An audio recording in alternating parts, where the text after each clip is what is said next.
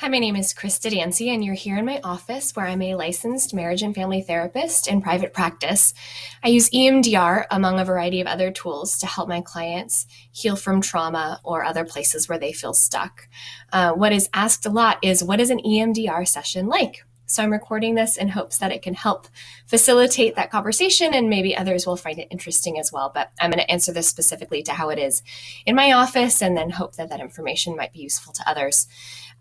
A few links that I'm going to include that I want to remember to say right off the bat is EMDR is arguably one of the most well-researched therapeutic techniques, and certainly for trauma. So I'm going to give you a link to the EMDRIA website where you can find all of the latest in research on this subject. You can read academic articles to your heart's content. The other thing is that I'm going to include a link next to this one around brain spotting, which is my other favorite technique for helping with trauma. There will be a video following, and so I will have a link to that. The third is I have some videos as well as articles on the subject of trauma that you might want to watch before this if you're somebody considering EMDR to understand a little bit more of the neuroscience behind trauma and why EMDR is such an effective tool. So those links can all be found down below. All right, so let's talk a little bit about EMDR and what's different with EMDR versus other therapies, specifically how it feels in the room, not the academic article part, but how it is when you're the client. One of the things about EMDR is that the setup is incredibly specific. And that is, in my opinion, part of what's so magic about it is that you're set up so specifically that you can really see the changes that occur. You might be asked specific thoughts, beliefs, memories, or sensations around the material that you're going to be processing in EMDR. Be prepared for some specific questions and a specific setup process that can take anywhere from a few minutes to a few sessions, depending upon what we're working through. The other part of that is, depending upon what your needs are, we might spend our time doing what's called resourcing, which is a specific use of EMDR, but it's meant for positive things. So it helps strengthen your attachment to positive sensations in your body, a sensation of feeling safe, a place where you can regulate your emotions. And depending upon the content that we're about to process, we may do more or less resourcing before we get into processing the actually troubling or traumatic material. Once we've started EMDR, one of the things that is definitive about EMDR and makes it different than other therapeutic techniques is the use of bilateral stimulus. Again, see the other video for an explanation on why those bilateral, meaning alternating hemispheres of the brain, stimuli are so helpful. That can look different. For instance, that can be visual. I have a pointer and we might use that side to side. Other people use lights. I don't particularly prefer them in my office, but I've seen that done. So visual, another option is auditory. So you can have a headset with either alternating tones or alternating music. And then finally, tactile. Some therapists will physically tap. I prefer to use my little tappers. All they are is alternating vibration. You can hold them in your hand or tuck them under your legs wherever you're comfortable, and it gives you that same alternating sensation. But all the way around, for EMDR to be effective, we definitely will use some sort of bilateral processing piece to our work. The other thing that you'll notice, the third thing you'll notice is that there's going to be specific targets. That's back to the specificity of EMDR and why it works so well. So when we're setting up, we're going to be very clear on what we're targeting. EMDR, more than any other technique, is it's very well researched, and part of that is that it's very specific protocols. So we will have a target at setup, usually something to do with particular thoughts, beliefs, pictures, sensations, memories. And obviously that's where I will guide you through.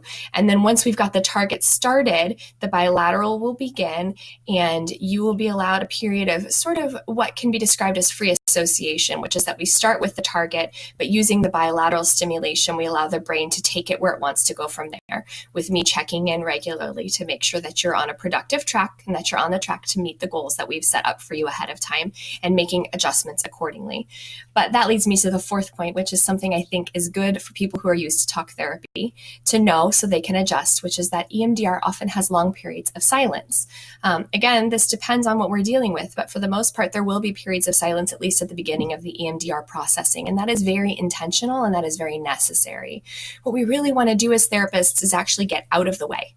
We want your brain to do as much as it can on its own. If it needs a lot of guidance and direction, we are there. But if it is on the correct neurological healing path, then we want to be hands off and let your brain do what it can do so well. So if you're used to talk therapy where you're getting continual dialogue, sometimes that can be something to get used to, where there's actual periods of silence for you to really be able to go into your thoughts. And I close my eyes, but EMDR can be done with eyes open or closed, depending upon what you're using for bilateral stimulus. Excuse me. And then as we check the course, we figure out where we want to go until we've met either the end of our session time or the end of that processing, depending upon where you are in your goals and the issues that you've brought for us to work on. Something I like to let people know is that afterwards, it's normal to feel a variety of ways. What I most commonly feel is is that people can feel sort of tired after. That is because you're doing hard neurological work, and that's very normal. Some people describe feeling incredibly relieved, like a weight's off their shoulders. Some have even said euphoric, whereas others have felt sort of tearful and like their emotions are close to the surface. I would say that's more common early on in the process when you've still got more to work through and you're not quite done within that hour. Things that are normal to experience between session could be new insights, vivid dreams, remembering things that you haven't thought about for a long time, new ways of thinking about things, just sort of noticing a shift in your overall behavior or sensations around experiences. And that's what we're going for. We're looking for things to shift, and why EMDR is so powerful is that even one session can create these shifts, and that's why it's one of my favorite tools.